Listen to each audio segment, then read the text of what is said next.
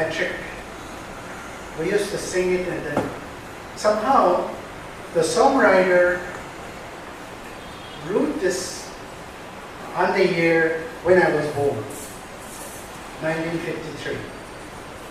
W.L.O. Moreira.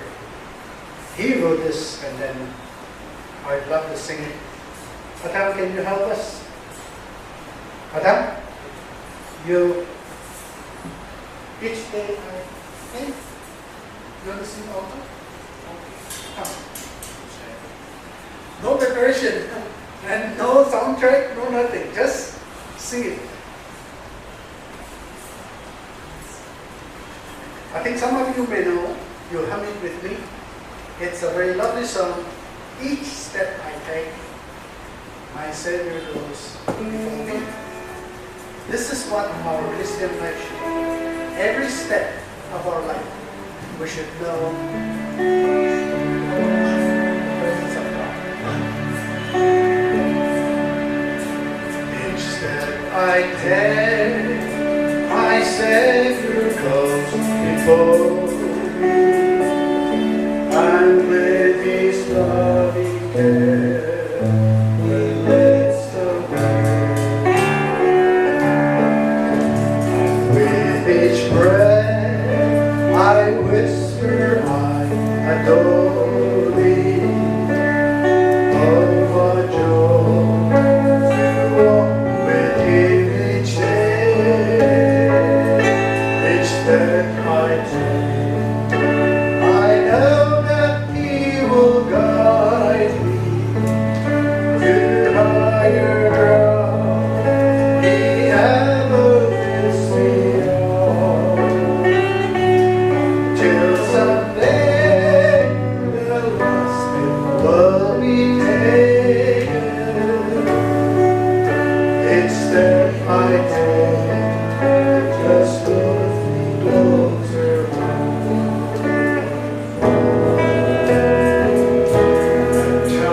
I feel my faith begin to waver. Whenever I see a chance of hope, instead I turn and look up to my Savior. I am strong when He's by my side.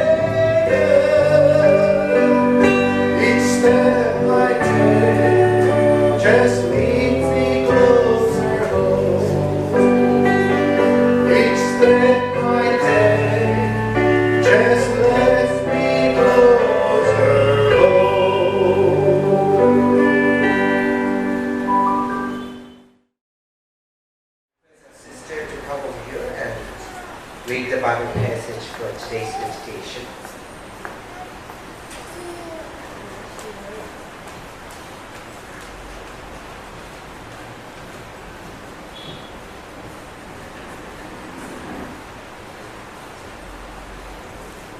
Genesis chapter 25, verse 19 to 18, 19 to 28 says, "This is the account of Abraham's son Isaac. Abraham became the father of Isaac, and Isaac was 40 years old when he married Rebekah, daughter of Bethuel an Aramean from Padan Aram, and sister of Laban the Aramean. Isaac prayed to the Lord on behalf of his wife because she was barren. The Lord answered his prayer, and his wife Rebekah became pregnant. The babies jolted each other within her, and she said, 'Why is this happening to me?'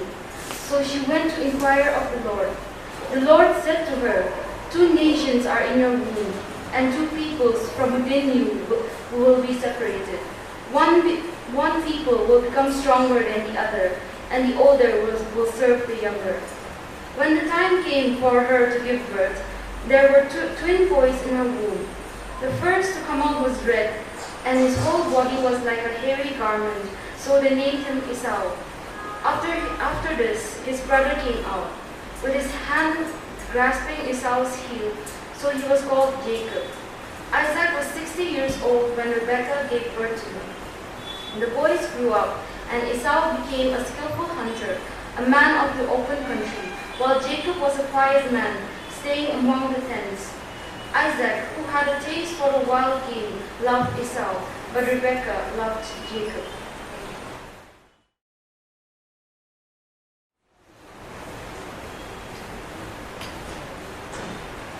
As we heard from the scripture reading, you will notice that we were reading about Jacob.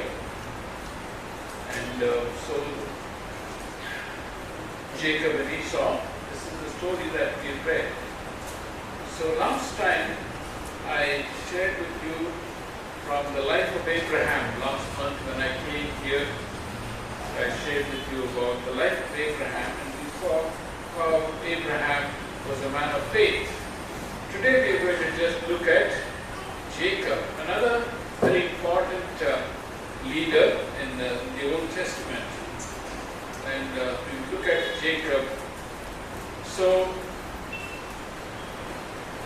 the story of Jacob is the story of God choosing a messed up young man and making him the founder of the nation of Israel. God chose a young man, very messed up life this young man had. And so God chose this man to make him the father of the nation of Israel. The story of Jacob also is a story of God's ways. And the story of God's ways, and in dealing with his chosen people. Two things that I would like to share from this story is, one is the dynamics of the dynamics of division in relationships. The dynamics of division in relationships. And the second thing is God's dealings with people. So God's dealing with people. Those are the two things that I would like to share with you. Now, when you look at the life of Jacob, there seems to be a very nice family, kind of a believing family. Faith is there. Faith, atmosphere of faith is there. Because in this passage that we read, it says, Isaac was 40 years old when he took Rebekah, the daughter of Bethuel the Aramean of Padan Aram, the sister of Laban and Aramean, to be his wife. And Isaac prayed to the Lord for his wife because she was barren, and the Lord granted his prayer, and Rebekah his wife conceived. And so we see here Isaac was a man of prayer, and Isaac married when he was 40 years old, and then Rebekah had not conceived at all, and so they were concerned, and so Isaac prays. And so both of them, I'm sure, prayed and then exercised their faith, and so they prayed, and the Bible tells us the Lord heard them. And then what happened, as Rebecca was conceived and she was pregnant, the children struggled together within her, and she said, if it is like this, why is this happening to me? And so she went to the Lord and inquired him, spoke to him, and the Lord said, there are two nations in your womb, and so on and so forth, and older will serve the younger and all that. And then, so we see here Rebecca praying to the Lord, and Isaac praying to the Lord. So we see an exercising faith in the home. It seems to be an atmosphere of faith here in the home. It's a good thing, when parents pray at home, and that home is blessed. And so Isaac and Rebecca had, that kind of a faith to pray and believe in God. So there was an atmosphere of faith at home. But we see, as in the story of Jacob, as Jacob grew up, something changes. Jacob becomes very clever, and he is selfish and scheming and calculating character. Slowly, as he begins to grow, all these things emerge. And so, the one thing is, to be fair to Jacob, the blame, Jacob, the fault also is with his parents. Jacob grew up like that. There was a lot of trouble between Jacob, Esau, and all the fight and competition and all that, because it was poor parenting. Isaac and Rebecca, when they were bringing up their children, they did a little bit of a mistake. They did, for example, in verse 28. Isaac loved Esau because he ate of his game, but Rebekah loved Jacob. You see, this is where the problem started. Poor parenting. Jacob was very fond of Esau, and Rebekah was very fond of Jacob. So, divisions and the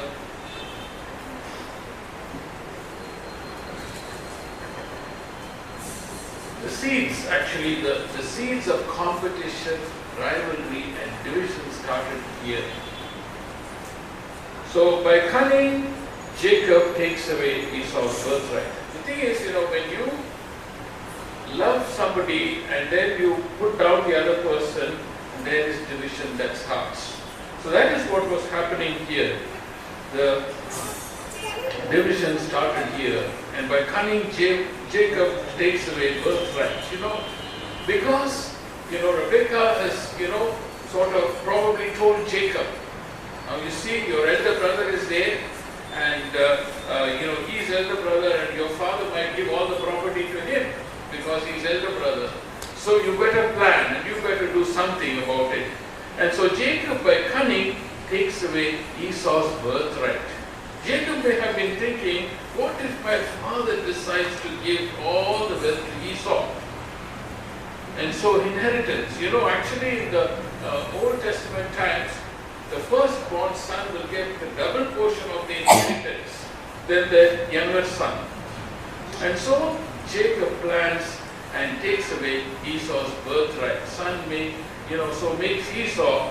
In fact, Jacob is so clever, he makes Esau to swear. He says, swear to me. In chapter 25, verse 31, Jacob said, sell me your birthright now. Esau said, I am about to die. Of what use is the birthright to me? Jacob said, swear to me now. So Jacob is cleverly, he knows Esau is, hungry and all that, and he really least bothered about all that, his birthright. So Jacob says, swear to me now. You make a swear. In the Old Testament times, in the biblical times, if you say something and swear, then it is completely legal. It is finished. It is as good as a legal statement. So Jacob made Esau swear. where? And so what is happening? See, because of this kind of a division, Esau is loved by Isaac, and Jacob is loved by Rachel. And so there is always competition. And so then, Jacob learns, to be cunning. And so he is deceiving, depriving Esau of his birthright. What is Rebekah doing? Rebekah also, is making a mistake. And Rebekah is teaching Jacob to cheat and to lie. Now, Rebekah is thinking, now she knows that the Lord had spoken to her when she was bringing these two boys, when she was giving birth to them. The younger shall serve the older shall serve the younger. She knows all that. She knows that God has chosen Jacob. And so instead of waiting for God's time, she all the time plans and schemes. So that she is afraid, if Isaac gives the property to my son, what will happen? Property to Esau, then what will happen to Jacob? Jacob will lose everything. So she probably coached him and taught him how to get birthright from Esau. Now she is teaching him how to, by deceit and by just cunning, how to take away the blessing. So Rebekah must have thought, what is the use if simply you get the birthright? Let him get all the spiritual blessing also. So she plans. And she tells, to Jacob, I heard your father telling Esau to go and prepare some good food for him, and then he will bless him, and then before he dies, he will bless Esau. So you go and bring the nice meat and all that, and I will prepare good food and give to your father, and you can go and get all the blessings that Esau is going to get, and then you will be blessed. So Jacob is saying, but Esau is different. Esau is a hairy man, he's full of hair, his voice is different. What if my father finds out that I am not Esau, and if he curses me, what will happen? Then Rebekah said, now listen, you do what I am telling you. If any curse is given, let it come upon me. So you see how between her own two sons, she's hating one and she's loving the other. See the division in the family? Hating one and loving the other. And so Rebekah teaches Jacob to cheat and lie. She tells him, I'll manage the whole thing. You do everything and I'll manage the whole show.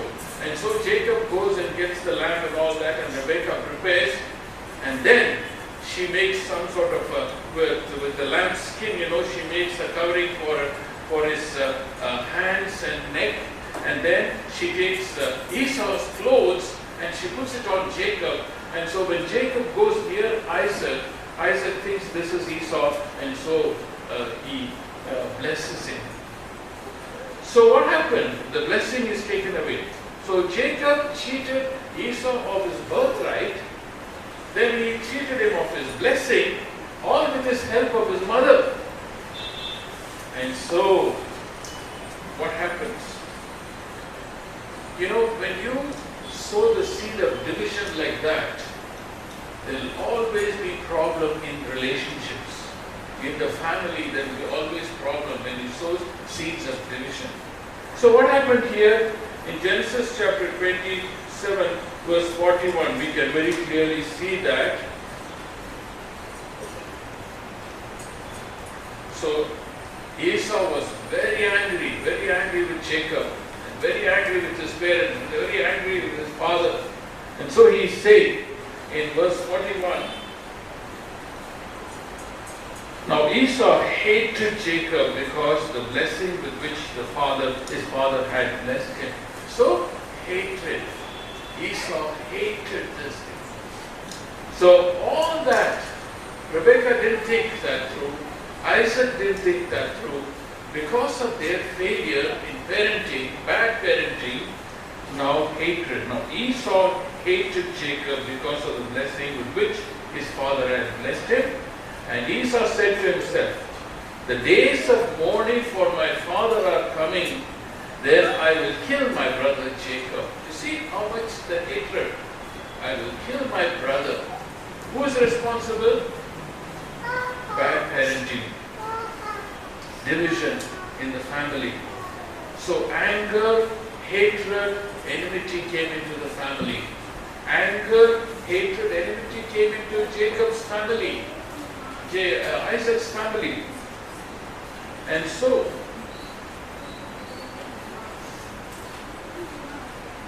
we see 46 verse, then Rebekah said to Isaac, I hate my life, I loathe my life because of the Hittite women. If Jacob marries one of the Hittite women like these, one of the women of the land, what good will my life be to me? What happened was, Esau went and married the local women. And Esau was already hating his father. I'm sure he also hated his mother because what she did. And so those wives of Esau really gave trouble to Rebekah. And so Rebekah suffered. She says, I hate my life, I loathe my life, I don't like this life at all. I wish I could die because of these women, these daughters-in-law, Esau's wives. So there was really strain in the family relationships. Strain. So you see what happened? Isaac and Rebekah paid a very costly price because they showed division. Because they sowed division. One loved Jacob, one loved Esau.